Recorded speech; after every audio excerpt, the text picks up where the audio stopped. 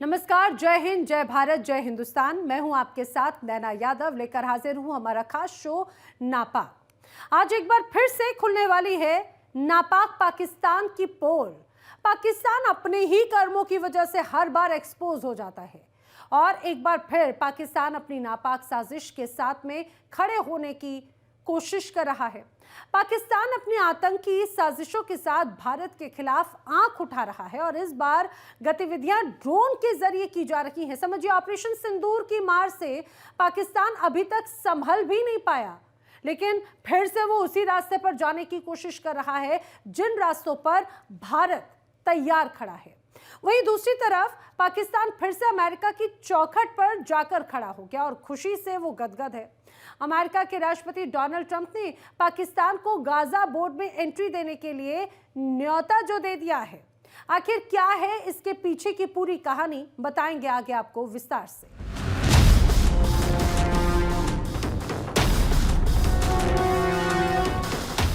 समझिए, ऑपरेशन सिंदूर के बाद से पाकिस्तान की बौखलाहट एक बार फिर सीमा पर साफ दिखाई देने लगी है। जम्मू कश्मीर से लेकर राजस्थान तक पाकिस्तानी ड्रोन की बढ़ती गतिविधियां इस बात के संकेत हैं कि पड़ोसी मुल्क ने एक बार फिर आतंकवाद को हवा देने की कोशिश शुरू कर दी। सीमा पार से भेजे जा रहे ये संदिग्ध ड्रोन सिर्फ निगरानी के लिए नहीं, बल्कि भारत की सुरक्षा व्यवस्था में सेंध लगाने की कोशिश भी है। लेकिन भारतीय सेना बॉर्डर पर हर नापाक साजिश को बेनकाब करने और लगाम लगाने के लिए पूरी तरह से तैयार है।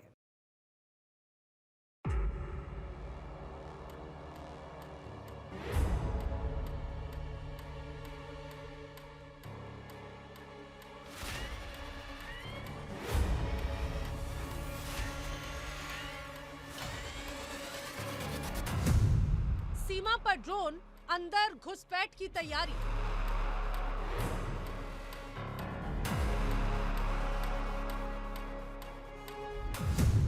ऑपरेशन सिंदूर की मार, पाकिस्तान में हाहाकार।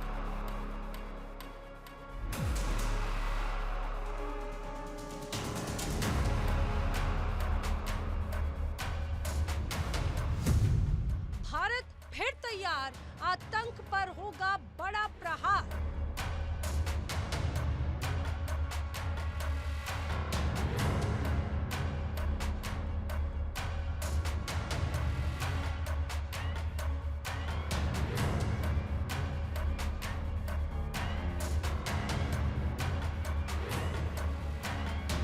पाकिस्तान अपनी करतूत से बाज नहीं आ रहा। एक के बाद एक आतंकी साजिश की तैयारियों में जुटा पाकिस्तान एक बार फिर आतंकिस्तान की अपनी ही जड़ें मजबूत करने की कोशिश में नजर आता है।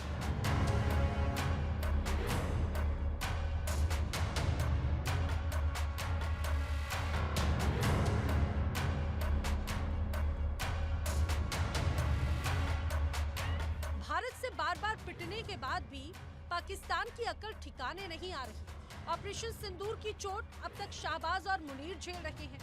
आतंकियों का दर्द कम होने का नाम नहीं ले रहा है, लेकिन फिर भी भारत के खिलाफ आंख उठाने की कोशिश पाकिस्तान हर बार करता है।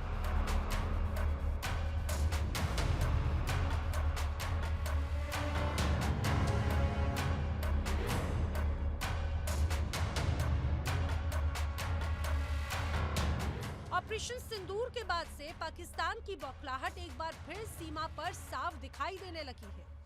जम्मू कश्मीर से लेकर राजस्थान तक ड्रोन की बढ़ती गतिविधियां बढ़ने लगी हैं। यानी एक बार फिर पाकिस्तानी ड्रोन आतंकवाद को फिर से जिंदा करने में जुटे हुए हैं।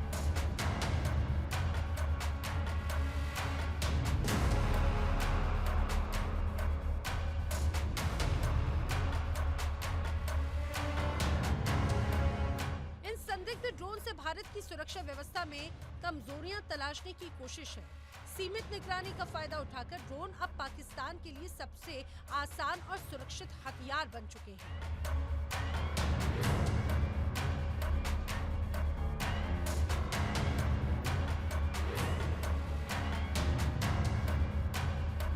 सूत्रों की माने तो बगैर हथियार के भेजे जा रहे ये ड्रोन असल में भारत की प्रतिक्रिया को समझने का जरिया है। बिना हथियार वाले ड्रोन दरअसल एक टेस्ट होते हैं। इससे पाकिस्तान को ये समझ आ जाता है कि भारत किस तरह और कितनी तेजी से प्रतिक्रिया देता है और कौन से इलाके ज्यादा सुरक्षित हैं।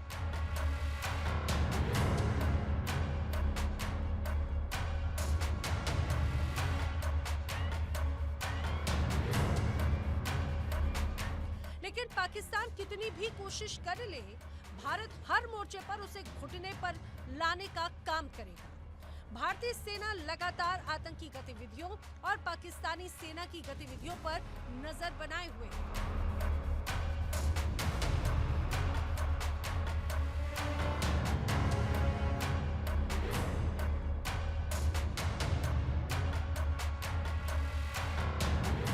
ऐसे में ऑपरेशन सिंदूर का प्रहार पाकिस्तान को याद भी रखना चाहिए और अगर पाकिस्तान इन गतिविधियों के साथ आगे बढ़ता है तो भारतीय सेना भी तैयार खड़ी है।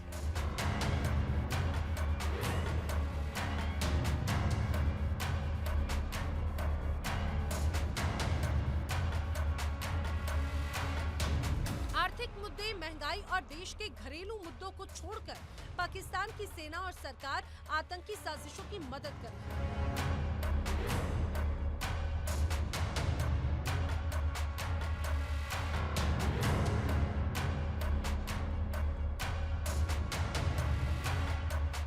पाकिस्तान की जनता खुद जान चुकी है कि मुनीर की सेना और शहबाज सरकार का अपने देश पर कुछ खास ख्याल नहीं है।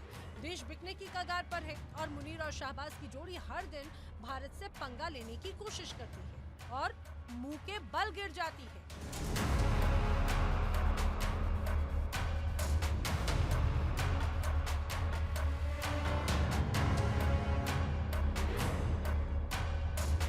एक लाइन में अगर बताएं तो बेहतरी किस वजह से आ सकती है? ऐसा क्या काम हो जिस वजह से गरीब इंसान की लिविंग स्टैंडर्ड हाई हो सकते हैं? गरीब का कौन ठीक है?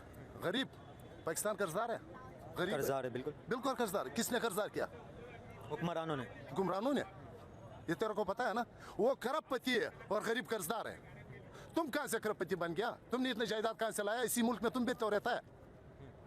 तुमने इतना सारा जायदाद कहाँ से लाया जो तुम खरबपति बन गया और हमारा को एक वक्त रोटी नहीं मिल रहा है? तो तुमने मेरा सीखना है। तुम हुक्मरानों के पास क्यों नहीं जा रहे जो गरीब आवाम के पास जा रहे कि इसको पकड़, उसको पकड़, इसके हिसाब मालूम करो कि ये क्या बोल रहे हैं, वो क्या बोल रहे हैं। इस तरह चलता है मामला। अपना ईमान मजबूत करे हर आदमी, खुद ब खुद पाकिस्तान ठीक हो जाएगा। अपना बच्चे, इसका बच्चे भी अपना बच्चे समझ, इंसानियत समझ। तुम लोग अपना हिसाब सीधा करो, मुल्क खुद सीधा हो जाएगा। तुम लोग ईमानदारी का कदम उठाओ, मुल्क खुद सीधा हो जाएगा। तुम बोल रहे कर्जा, इमरान खान ने कर्जा किया, इस मुल्क को कर्जदार किया। कर्जा तो 65 से लेके जब 60 से जब कैपिटल चेंज हुआ था, कर्जा तो उस टाइम से ले रहे हैं। सुन लो, जब तुम्हारा मुल्क आजाद हुआ, ये मुल्क चीन, जापान को इमदाद दे रहा था। अब दुनिया के जर्मनी को लोन भी दिए, कर्जे दे रहे थे जर्मनी को। दुनिया के कमजोर मुल्क है अफगानिस्तान। अब अफगानिस्तान से तुम इमदाद मांग रहे? नहीं, अफगानिस्तान से तो इमदाद नहीं मांगी। एक दफा दिया था, अफगानिस्तान ने भी इमदाद दिया। आपको क्या लगता है कब ठीक होंगे, कब बेहतर होंगे हालात पाकिस्तान के? हम हालात जब सही होएगा, जब तुम लोग सही हो जाएगा, हालात खुद सही हो जाएगा। तुम लोग सही नहीं है, तुम लोग गरीब इंसान कब खुश होगा? गरीब की महंगाई कब कम होगी? इंसान से तो तुम लोगों ने कपड़े निकाल दिया और क्या बचा है गरीब में?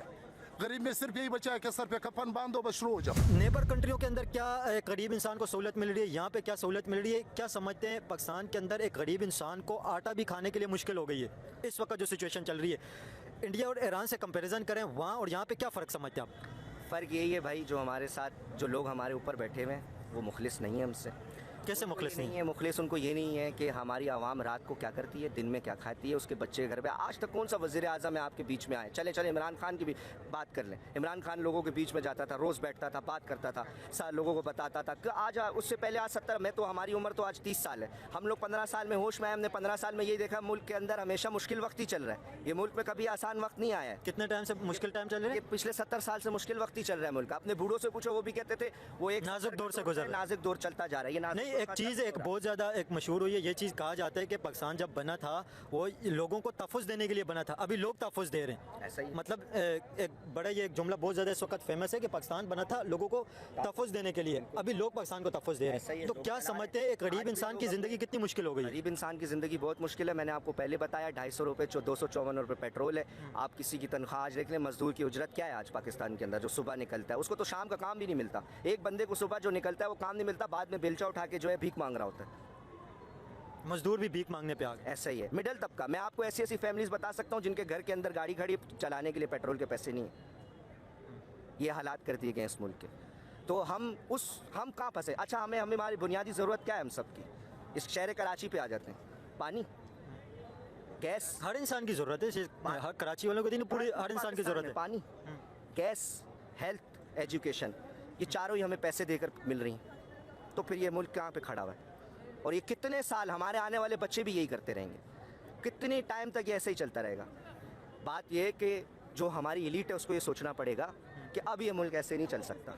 अब इस मुल्क के लिए या तो आप खुद सही कर दो, अगर आप खुद इतने सही हो आप कर दो सही, हम आपके साथ। हमें नजर आए भाई, हमने सब 80 रुपये लीटर पेट्रोल हो गया है, 25 रुपये का आटा हो गया है, 30 रुपये की चीनी हो गई है, हम भी छोड़ देंगे। हमें क्या जरूरत है रोडों पे आकर फिरने घूमने की भाई?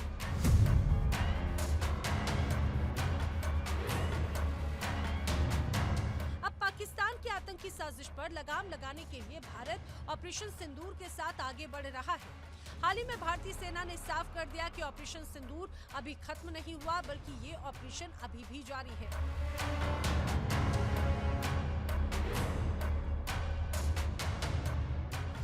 मेरे हिसाब से टर्निंग पॉइंट जो था, 2 स्टेज पे देखना चाहिए आपको।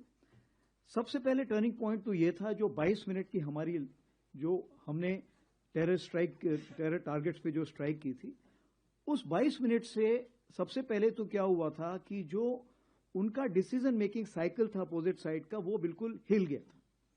एंड उन्हें वक्त लगा समझने में। एंड चूंकि वक्त लगा तो जिसके हाथ में जो आया, किसने पत्थर फेंकना शुरू कर दिया, किसी ने ड्रोन, किसी ने मिसाइल, तो अफरा तफरी ऐसी मची हुई थी उस तरफ कि उनको समझ में नहीं आया क्या कार्रवाई हो रही है। और ये जो मिसमैनेजमेंट उस तरफ से हुआ था, उसको हमने कैलिब्रेटेड रिस्पॉन्स दिया, ताकि हम लड़ाई को आगे नहीं बढ़ाना चाहते थे, क्योंकि हमारा जो पॉलिटिको मिलिट्री एम था वो हमने पा लिया था। दूसरा जो टर्निंग पॉइंट था, जो मैं शायद यहां पे खुले में ना बता पाऊं, बट 10 तारीख को सवेरे कुछ ऐसे निर्देश तीनों सेनाओं को दे दिए गए थे कि अगर ये लड़ाई आगे बढ़ती तो इसमें क्या होना था, वो जिसको समझ में आना था उसकी समझ में आ चुका था। ऑपरेशन सिंदूर की दहाड़ कितनी थी और गूंज कहां तक थी, ये पूरी दुनिया जानती है। और ये कोई पहला प्रहार नहीं था जो भारत ने पाकिस्तान पर किया हो, बल्कि कई बार पाकिस्तान इस तरह भारत से पिट चुका है।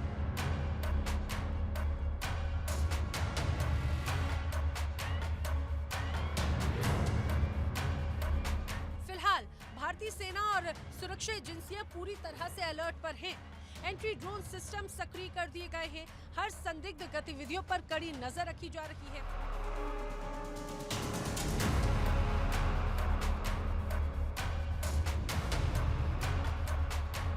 साफ है, पाकिस्तान की ये हरकतें शांति के लिए खतरा है, लेकिन भारत भी किसी भी आतंकवादी साजिश का जवाब देने के लिए पूरी तरह से तैयार है।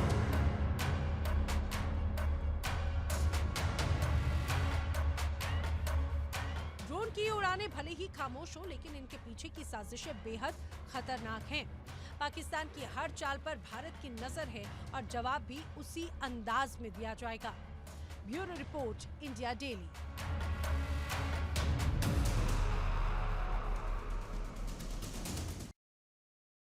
अब पाकिस्तान को फिर से अमेरिका का न्योता आया है और पाकिस्तान खुशी से झूम रहा है, लेकिन क्या इसके पीछे ट्रंप फिर से नई चाल खेल रखे हैं?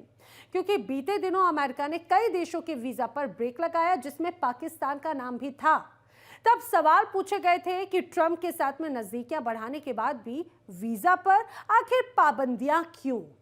अब इस बार गाजा में जो हिंसा जारी है उसे देखते हुए गाजा बोर्ड में एंट्री के लिए पाकिस्तान को बुलाया गया है स्टेबलाइजेशन फोर्स का हिस्सा बनने के लिए। और इसी स्टेबलाइजेशन फोर्स का हिस्सा बनने को लेकर लगातार पाकिस्तान में ही आसिम मुनीर पर सवाल भी उठाए गए कि अपनों का ही खून बहाने के लिए अब आसिम मुनीर की सेना हथियार उठा लेगी। देखिए रिपोर्ट।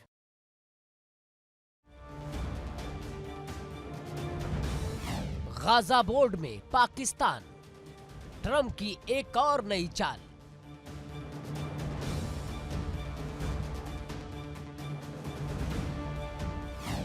शांति प्लान में आतंकिस्तान का क्या काम?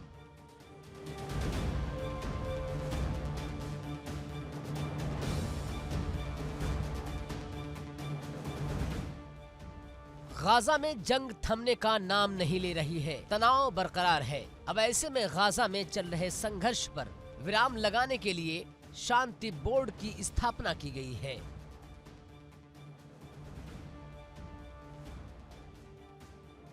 अमेरिका ने गाजा बोर्ड ऑफ पीस के गठन का ऐलान किया है। ऐसे में इजराइल और हमास के बीच हाल ही में हुए संघर्ष विराम समझौते के दूसरे चरण को लागू करने का मकसद है। अमेरिका के राष्ट्रपति डोनाल्ड ट्रंप ने कई देशों को इस बोर्ड में शामिल होने का आमंत्रण भेजा है, जिसमें भारत और पाकिस्तान दोनों को निमंत्रण मिला है। बता दें कि राष्ट्रपति ट्रंप ने भारत को गाजा पीस बोर्ड का हिस्सा बनने का निमंत्रण पत्र के जरिए भेजा है,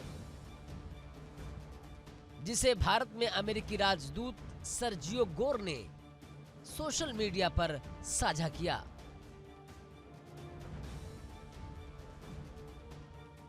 अब इस पीस बोर्ड में पाकिस्तान को जब से न्योता मिला है, वो खुद को ट्रंप का और करीबी समझने लगा है। लेकिन सच तो यह है कि ट्रंप पाकिस्तान को बस मोहरा बनाते हैं और समय आने पर घुटनों पर लाकर खड़ा भी कर देते हैं।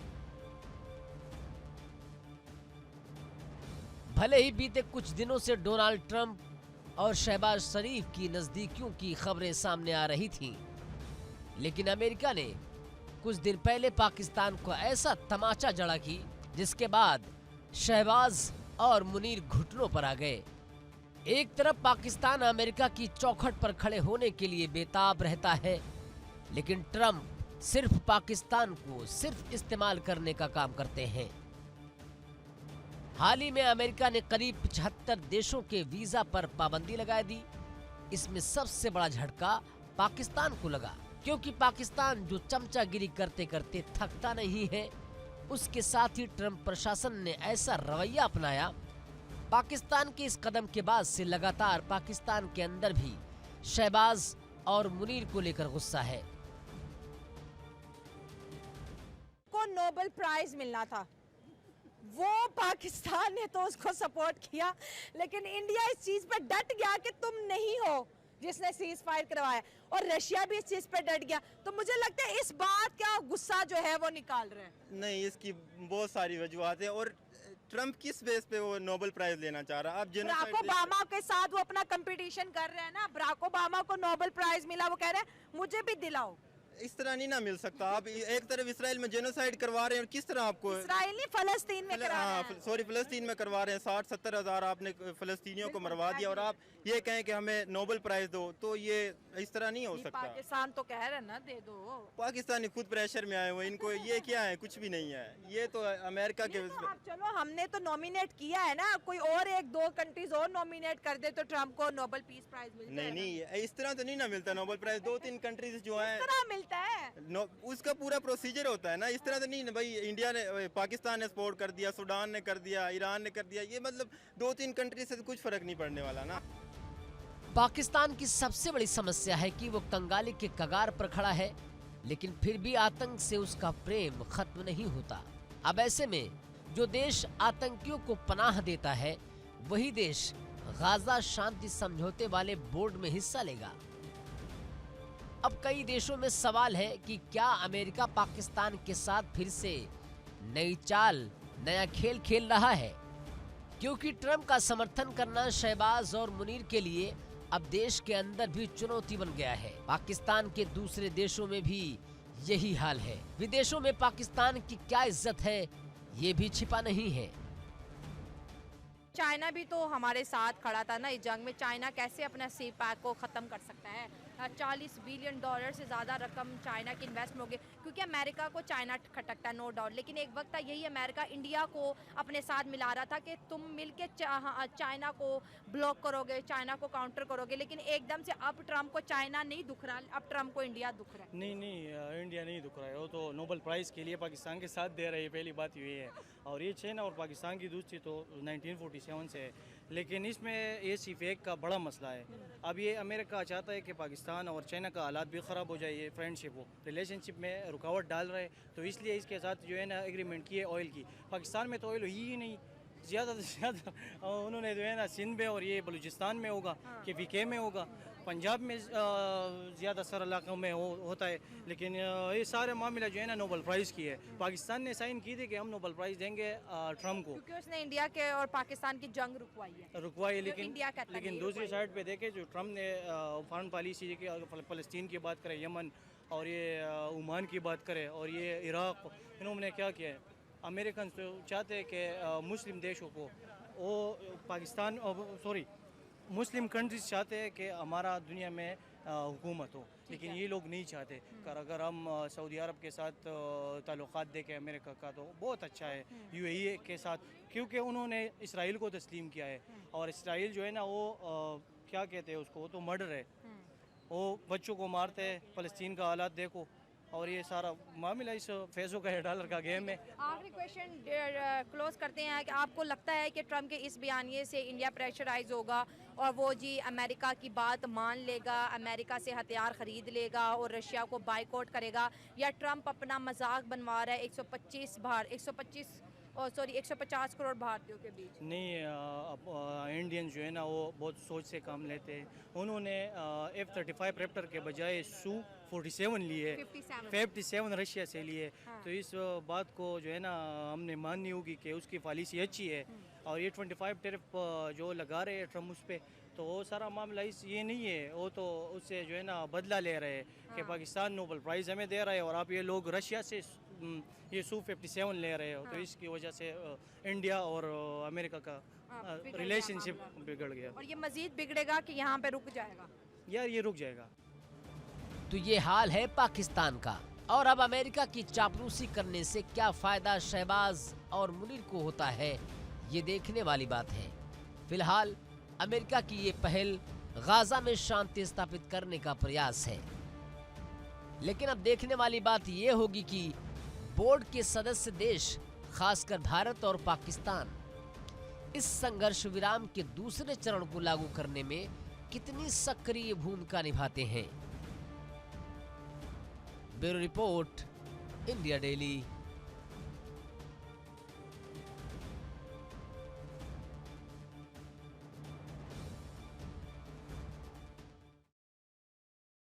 देखिए, इसमें कोई दो राय नहीं कि पाकिस्तान जहां पैसा मिले वहां पर फिसल जाता है, भले ही उसे अपनों का ही खून क्यों ना बहाना पड़े।